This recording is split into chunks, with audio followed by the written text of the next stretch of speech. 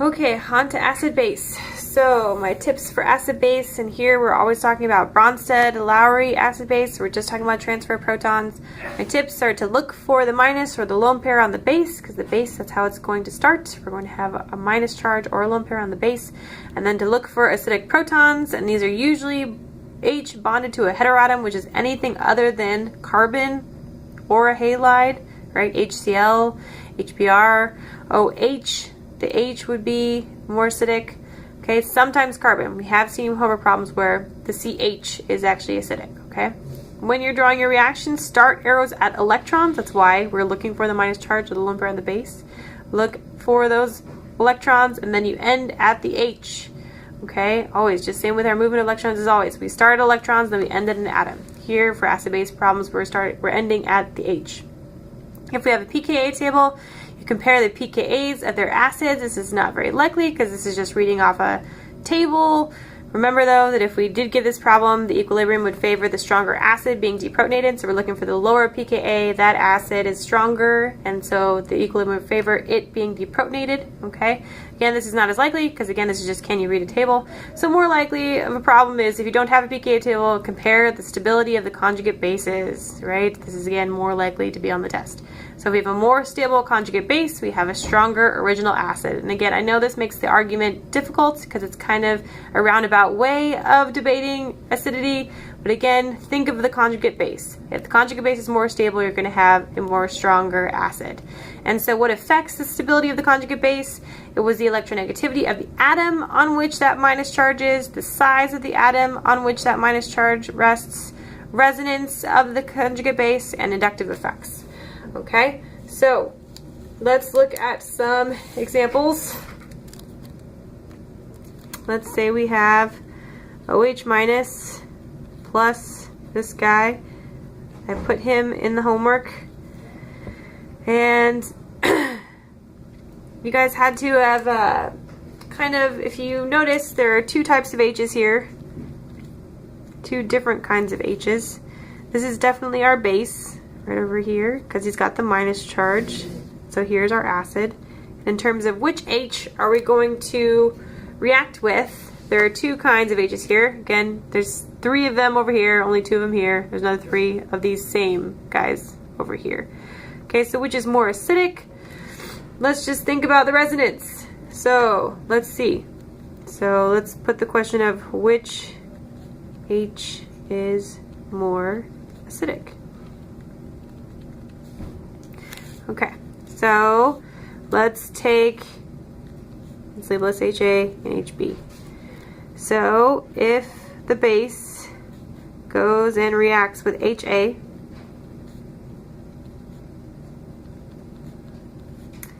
okay, again we attack with our lone pairs, we attack the H, and then we can do multiple things with these electrons. Let's just leave them with the carbon for now. And we make water in this process, and we make this guy with the minus charge there. And we just went over this guy in terms of the different resonance structures, right? This is Dr. Arpin's favorite. Okay, we can imagine kicking these electrons to the right oxygen. That puts a lone pair, double bond there, and then the lone pair on the oxygen. Or we can push it to the left oxygen. We do that by simply pushing the electrons back around. Again, you can't memorize these things. You have to understand what's going on with the electrons, okay? So don't try and memorize it. Just think about where the electrons are going, where they can go, and what's actually happening with your arrows, okay? Just go back and review the resonance part in terms of movement of electrons. So when we take off HA, we have three different resonance structures. Point being, too, that it's being shared among 5 different atoms. 1, 2, 3, 4, 5. It's being shared among 5 different atoms. So what if we react with HB? What's that going to look like? Here we go. Let's do the same thing. We attack the proton, give the bonding electrons to the atom to which it's bonded, and we get water again. And we get this guy. Oh crap. We get not double bond yet. Sorry. We get a lone pair right on the end. There we go. But importantly, what can we do with that lone pair, right? We can kick it up to the oxygen. We can form a double bond and kick up. This was the structure I originally wanted to draw. Okay. So notice here, right? If we were to think about the hybrid, it's only being shared, those electrons are only being shared among 3 atoms as opposed to 5. So not only do we have more resonance structures up here, but that's because we're being shared over more atoms. We're being shared over 5 versus 3. Again, more electron delocalization is always better. So this guy is going to be a more stable conjugate base. Therefore, the acid is stronger. Okay, so the answer was HA, because conjugate base, more acidic. Okay, how about this problem? One more. OH plus NCH3. Say I've got 3 of these on there. Okay. So hopefully now we're getting used to these problems and we're recognizing which one is the base and which is the acid. Because yes, we do have multiple lone pairs over here, definitely. Okay, but do we have any acidic protons on this guy? I would think not really. If we had an NH, sure. But over here, do we have acidic protons? The answer is yes. We have one here on this alcohol, on the OH, but also over here as part of the carboxylic acid. Remember your functional groups. This is a carboxylic acid. It's named that way because it's acidic. This H is very acidic, okay? But if you didn't know that, again, let's think about the possibilities. Here is, we'll label this one HA now, this one HB, okay? Which is more acidic? HA or HB? All right, well, let's take a look. Let's use HA. Okay, notice how I didn't draw the bond between HA and O? I should erase that right now and redraw it. Because if we're dealing with that bond, it should always be drawn. Okay, so here we go. I'm just going to redraw the whole problem. NCH3, 3. Okay, we're going to go and react with HA. We attack and give those electrons to the bonding atom. And now we are left with this guy. All right. Question is, can we do resonance with this guy? By the way, we also made some of this guy. CH3, 3. Can we do any resonance, or is there anything to stabilize him? Any inductive effects involved? The thing is, for inductive effects to work, we would need like different groups on the base. On the conjugate base. I don't see any resonance. I don't see any ways to like argue its stability. Versus HB now.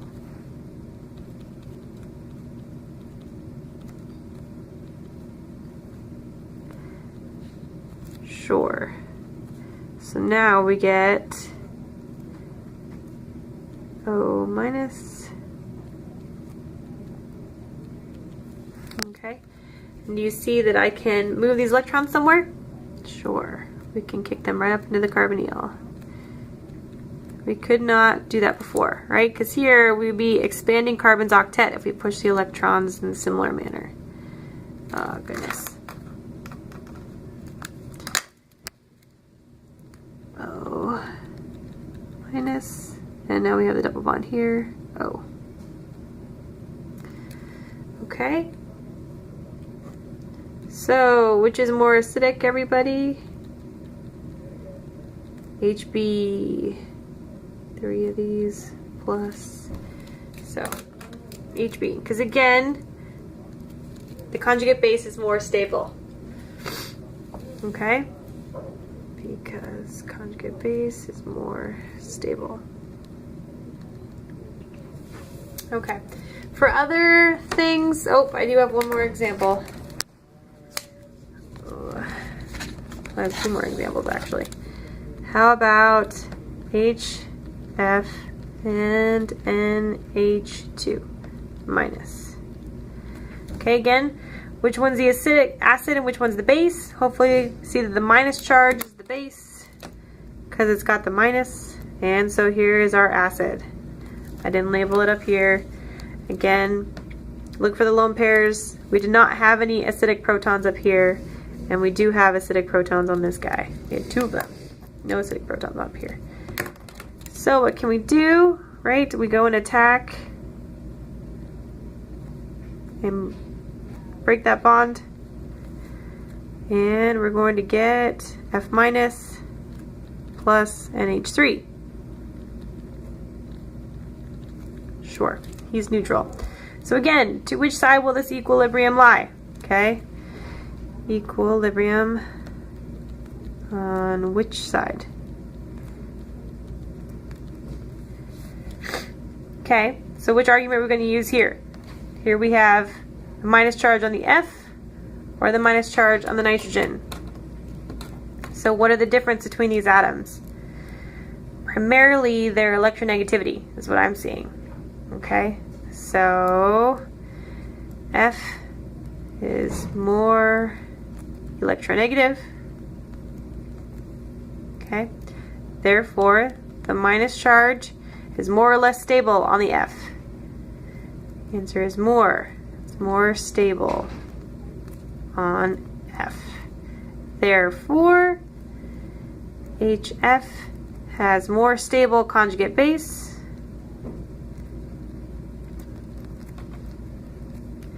Therefore, one more time, HF is stronger acid. Okay, and so the equilibrium is going to lie where HF is deprotonated. So here we go.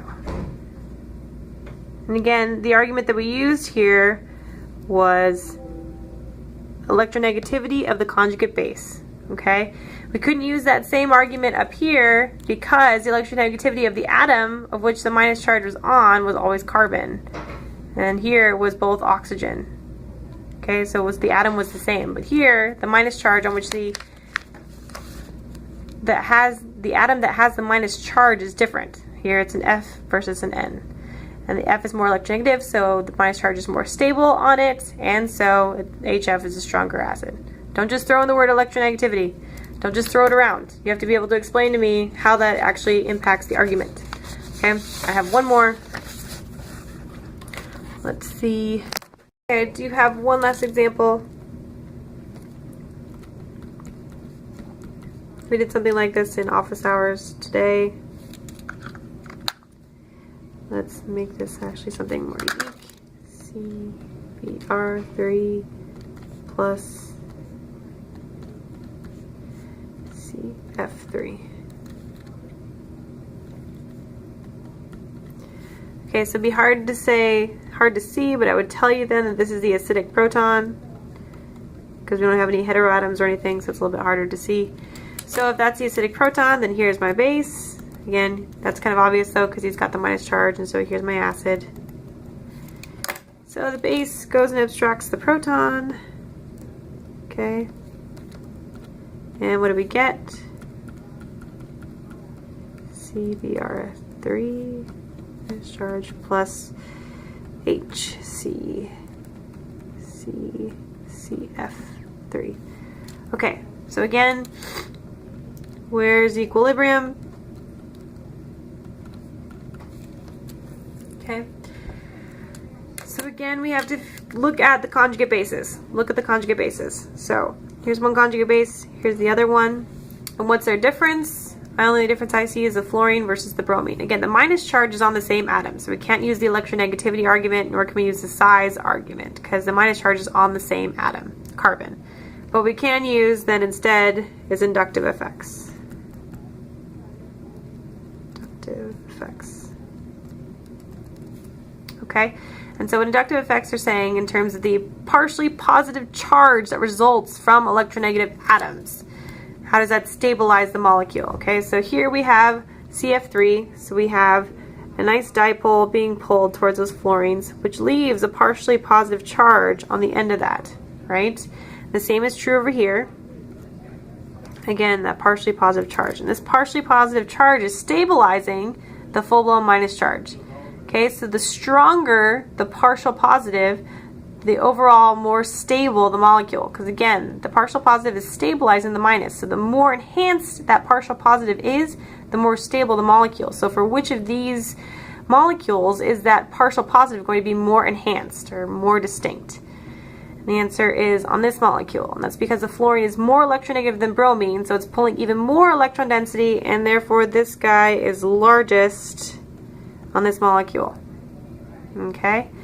Again, the electron density is being pulled by the fluorine, leaving the largest partial positive charge. Bromine is doing the same thing, but not to the same extent. Okay? Because again, the partial positive is stabilizing. Okay?